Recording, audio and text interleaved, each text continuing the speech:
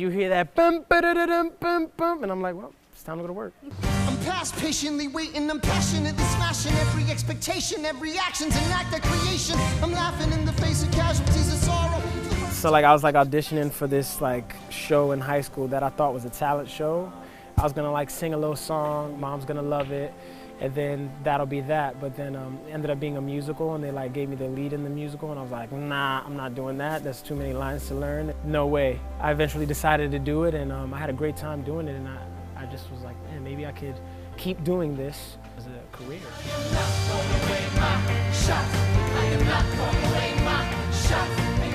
Got my nickname when I was in middle school. Everybody always messed up my name, so they gave me MC Oak Tree.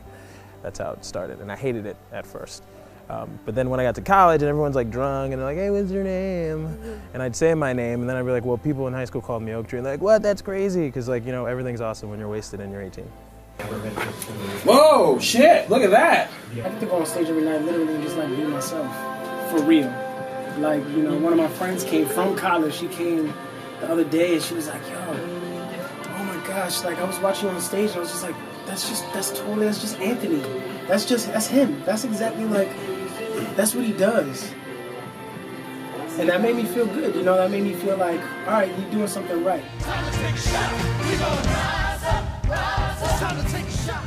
I had faith that this would kind of work itself out, so I had all sorts of jobs, and my main focus was just like, pay your rent, and if you get like a gig, that's like a bonus. I just tried to have faith that things will come when they come if I just keep like working hard. It sounds super cheesy, you know, but like be ready when the opportunity arrives.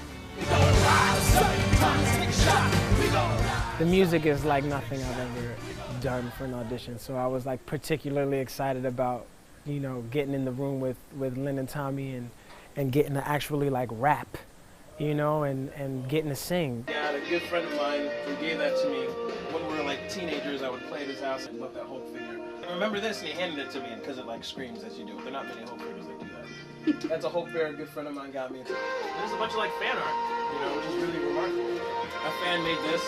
I'm sure she's gonna watch it and love it. It's really sweet. It's weird as shit, but because you made it from the heart, it means something. I had to dance, I had to sing, I had to rap, I mean, you know, I had like 4 auditions for this, but you know, it kept getting better every step of the way, so it was a lot of fun.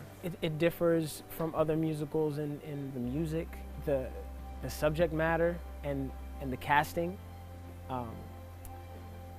And it's just, I mean, it's contemporary, man. This is like everything. There's no jazz hands. There's none of that, man. This is the gritty hip hop, R&B. I mean, there's so many different genres of music in one sitting. This is the biggest melting pot of stuff in one sitting that I've ever been a part of. If you don't fit, it's because you're not supposed to fit, and there'll come a time where you do fit. Everybody in the show is very, very specific. It's the one show where the people who are there is because the people fit. Like you think about it, like hip hop musical, like what? It doesn't really make sense, but it only makes sense when you see it.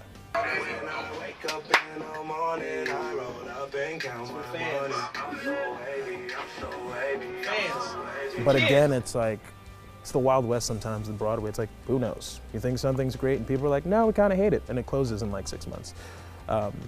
So I was just hoping that when it was released that people loved it as much as like we all loved the thing. And then it started happening and then everyone's like, this is great. And it just kept building and building, getting bigger and bigger and bigger. Now to the point where I'm like, get out of my way, Tyra Banks. I want to meet Rick Rubin. You know, it's like, it's like nuts. It's like you're pushing people out of the way to meet other people. It's kind of a trip. It's the best learning experience I've ever had in my whole life. But at the end of the day, what's most important is what happens on that stage and how these people leave.